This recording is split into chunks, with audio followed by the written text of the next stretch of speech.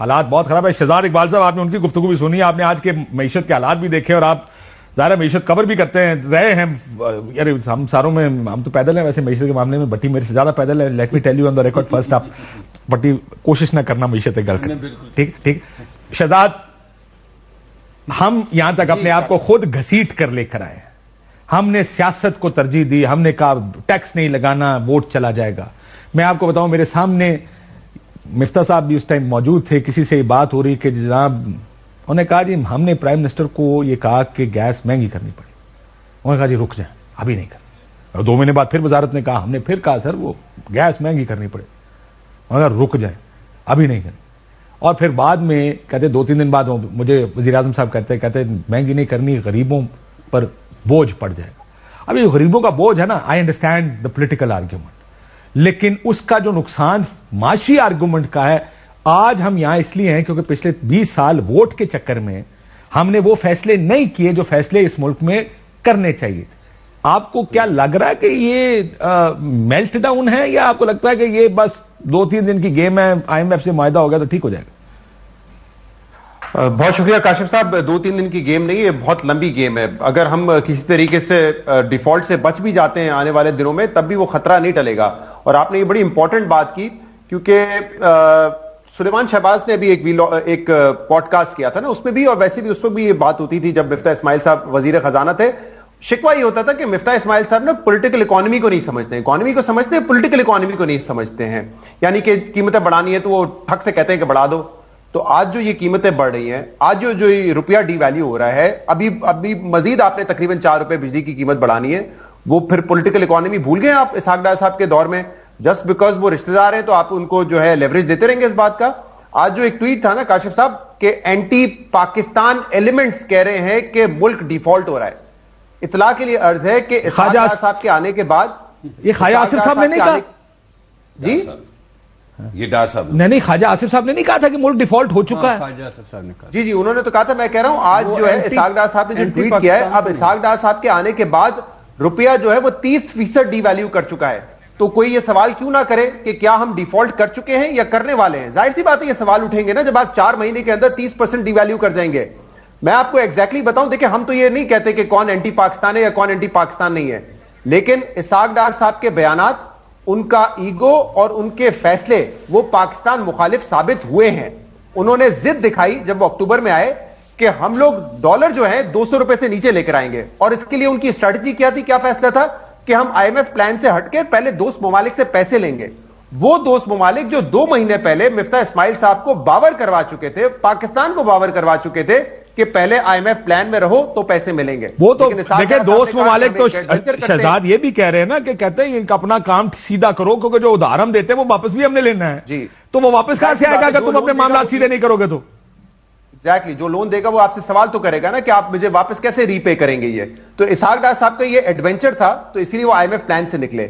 اسحاق ڈار صاحب نے اس وقت بیان دیے کہ آئی ایم ایف کو کہا آئی ڈونٹ کیئر, اگر آپ نہیں مانتے تو ہم آپ کے پیچھے نہیں بھاگیں گے. موڈیز نے ریٹنگ ڈاؤن گریڈ کی تو آپ کہتے ہیں بفٹنگ رسپانس دیں گے آپ کو. اب موڈیز نے دوبارہ ریٹنگ ڈاؤن گریڈ کر دی, فچ نے بھی کر دیا, آپ دیں بفٹنگ رسپانس.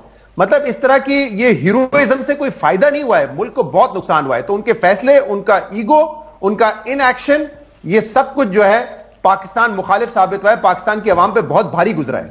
مشاہدہ ہم ہرکلیس ہیں, ہم ٹارزن ہیں, ہم بتائیں گے دنیا کو اور آئی ایم ایف کو اور فنچ کو یا موڈیز کو, جو بھی یہ کون ہیں فیونی ادارے چھوٹے موٹے ہمیں آنکھیں دکھاتے ہیں. And exactly that has happened. یعنی آپ جو باہر سے نعرے مار کے اپنی لیڈرشپ کو بتا کے کہ مفتاح کو ہٹا دو, اصل مسئلہ مفتاح اسماعیل ہے وہ نہیں ہے. اصل مسئلہ یہ ہے کہ ہماری ملک کی ایلیٹ سچ نہیں بولتی, ایک. دوسرا, اکانومی کے معاملے میں ہم یہ چاہتے ہیں کہ ہمارا ووٹ بینک کہیں نہ چلا جائے, تو یہی ہوگا پھر. دیکھیں یہ بہت واضح تھا شروع سے کہ یہ ان کو جب لایا گیا تھا تو اس کی بنیاد اکنامکس نہیں تھی, معیشت پر کوئی معیشت سے میں آپ کو بتاؤں اس کا بالکل معیشت سے تعلق تھا. انہوں نے کنونس کیا تھا ساروں کو انہوں نے یہ باور کرایا تھا کہ نکمے نائل بیٹھے ہیں, ہم پڑھے لکھے, ہم ایکسپیرینس لوگ ہیں, آپ ہمارے آدمی ہیں, ہم آپ کو بتاتے ہیں فکس کیسے کرنی ہے. اگر کہتے ہو تو میں 25-30 ساؤنڈیں سنا دوں گا آپ کو کہ ہم ابھی اس معاملے اس ملک کو ٹھیک کر کے دکھائیں گے.